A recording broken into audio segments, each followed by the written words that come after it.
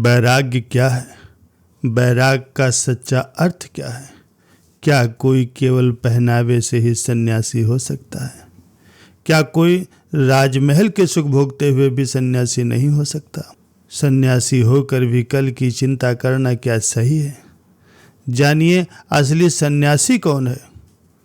कितना अजीब होता है, कुछ लोग प्रभु की भक्ति तो करते हैं लेकिन उन पर विश्वास नहीं करते।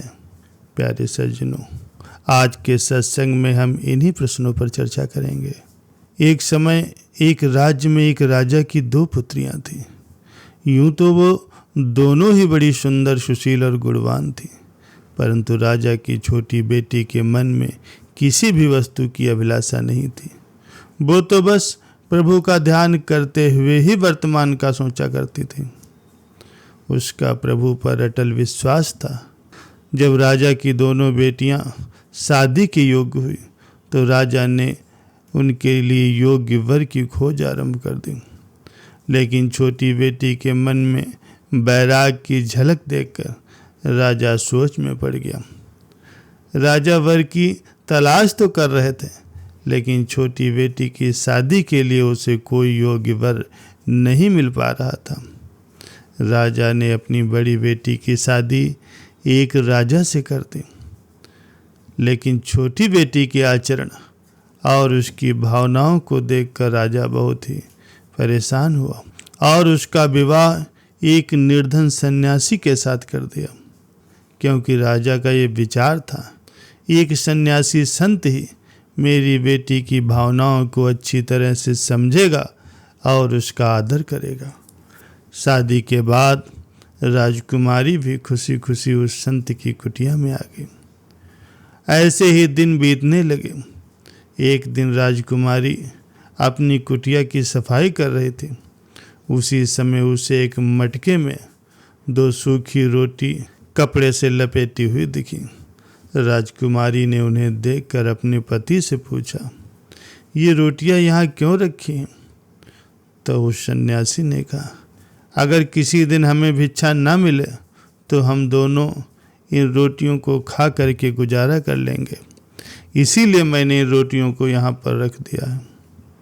अपने पति की ये बात सुन करके राजकुमारी आश्चर्यचकित होते हुए बोली, स्वामी, मेरे पिता ने मेरी शादी आपसे इसीलिए की थी क्योंकि उन्हें लगा था कि आप मेरी तरह ही वैरागी हो।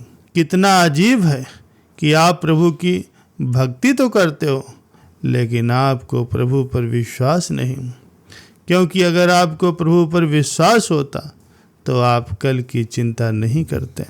और जो कल की चिंता करता है वो अपने प्रभु का सच्चा भक्त हो ही नहीं सकता, और ना ही वो इस दुनिया से विमुख हो सकता है, न वैरागी हो सकता। प्यारे सज्जनों, सच्चा भक्त वही है जो कल की चिंता के बिना भगवान के हर फैसले को बिना सोचे बिना समझे मान लेता है। जिसे आने वाले कल की चिंता नहीं, वही भगवान पर पूरा भरोसा करता है। वही भगवान का सच्चा भक्त भी है और वही उपासक है, वही सच्चा सन्यासी भी है।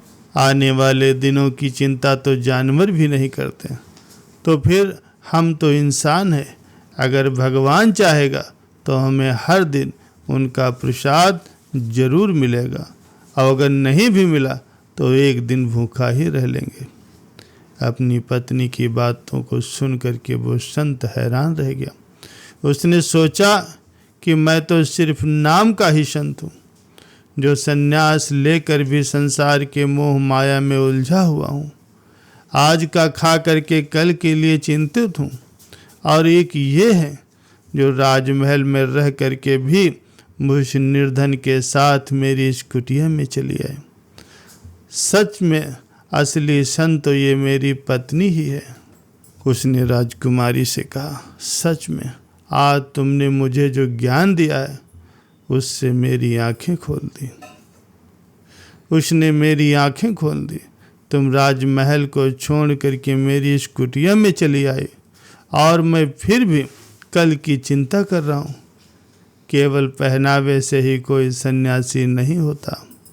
संत बनने के लिए अपने मन और अपने मस्तिष्क को संयमित भी करना पड़ता है।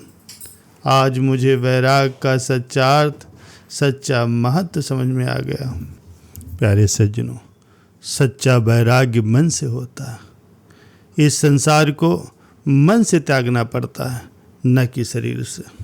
एक संयमित जीवन जीना पड़ता है, न अधिक न कम।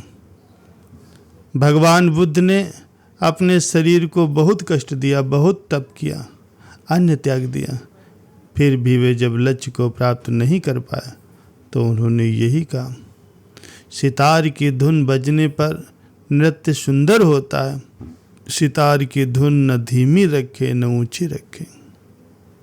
खिंचा हुआ तार टूट जाता है और संगीत उड़ जाता है, ढीला तार गूंगा हो जाता है और संगीत मर जाता है। इसलिए सितार की धुन न धीमी रखे न ऊंची रखे।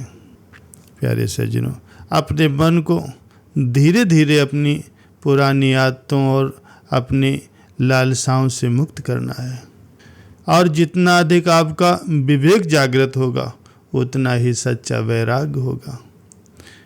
ये संसार केवल छलावा है, केवल एक स्वप्न मात्र है, दुखों से भरा हुआ। ब्रह्म ही एकमात्र सत्य है, ज्ञान और आनंद से भरा हुआ। ये समझ करके देर काल तक ध्यान का अभ्यास करने से, गुरु आज्ञा में चलने से आत्म साक्षात्कार हो जाता है।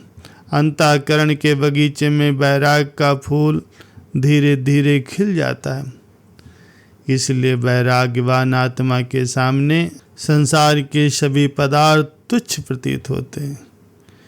उसे यदि संसार की सारी संपत्ति भी दे दी जाए तो भी वो अपना आध्यात्मिक जीवन नहीं छोड़ सकता।